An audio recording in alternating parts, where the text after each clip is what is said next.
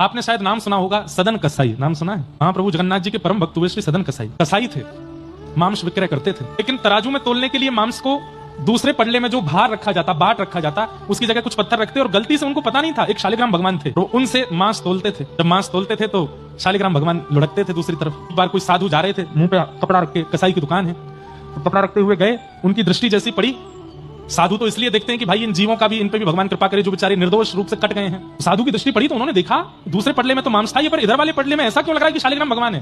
ये पत्थर समझ के इसने रख लिए हैं। साधु लौट करके आए, फिर से देखा शालिग्राम जी थे। उन्होंने कहा भैया भैया, हो भैया देवता, तुम जो कर रहे हो ना ये तो पाप है ही, पर उससे भी बड़ा महापाप तुम ये कर रहे हो कि तुमने दूसरे पडला में ठाकुर जी धरे हैं। सदन कसाई भले ही कसाई थे लेकिन हृदय से बड़े सरल थे। महाराज जी मुझे पता नहीं था। बोले भगवान इनको हमें दे दो।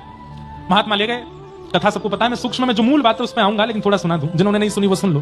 सदन कसाई के यहाँ से ठाकुर जी को ले गए साधु महात्मा, लेकर के गए, पंचामृत अभिषेक किया, इत्र लगाया, चंदन लगा करके ठाकुर जी को तुलसी माला पहनाई, चांदी के सिंहासन पर विराजमान किया, 56 भोग लगाए। रात्रि में स्वप्न में ठाकुर जी आ गए और स्वप्न में आके ठाकुर जी बोले मेरा मन ना लग रहा। महात्मा बोले आपका मेरे घर मन नहीं लग रहा? बोले नहीं। कहाँ जाना है आपको? वृंदावन जाना है, जगन्नाथपुरी जाना है, बद्रीनाथ जाना, कहाँ जाना है आपको? कहाँ मन लगेगा? बोले मोए वही के पास जानो है, सदन कसाई के पास। तो साधु बोले कसाई है वो, निर्दोष निर्मम जीवों की हत्या करके उनका मांस बेचता है, उसके पास जाना है।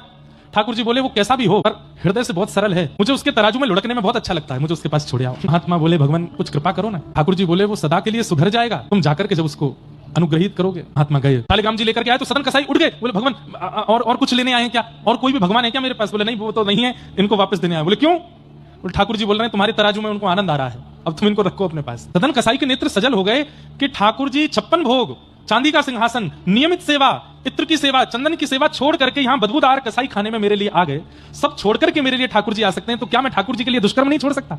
उसी समय अपनी दुकान बंद कर दी और आज के बाद मैं कसाई खाने में नहीं रहूंगा। ठाकुर जी ने जब मेरे लिए सिंहासन छोड़ दिया, मेरे लिए सेवा छोड़ दी, मेरे लिए पवित्रता छोड़ दी, मैं ठाकुर जी के लिए अपवित्रता नहीं छोड़ सकता? छोड़ दिया।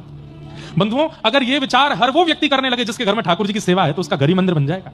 सोचिए।